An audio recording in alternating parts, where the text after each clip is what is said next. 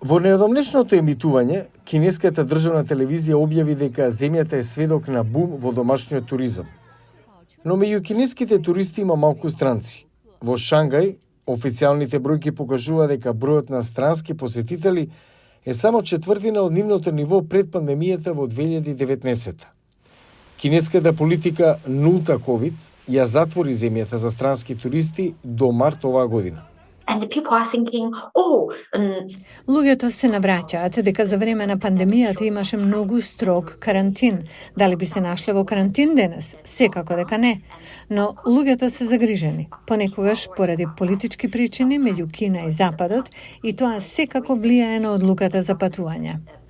Но Ву инсистира на тоа дека странските туристи ќе добијат топло добре дојде во Кина.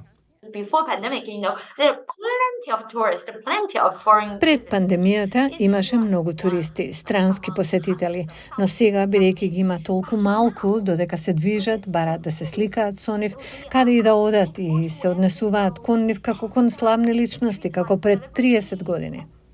Кина беше главна дестинација за јапонските туристи и деловните патници пред пандемијата.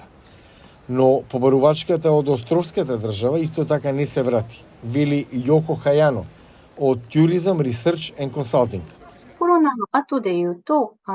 Од пандемијата на коронавирус, сите воздушни линии се уште не се обновени. Бројот на слободни места во авиокомпании за Кина е се уште околу 30% во споредба со 2019 година. Во меѓувреме, Јапонија доживува бум во странскиот туризам. Бројот на туристи кои ја посетуваат Јапонија од Кина рапидно се зголемува. Кина се обидува да го заживее туризмот.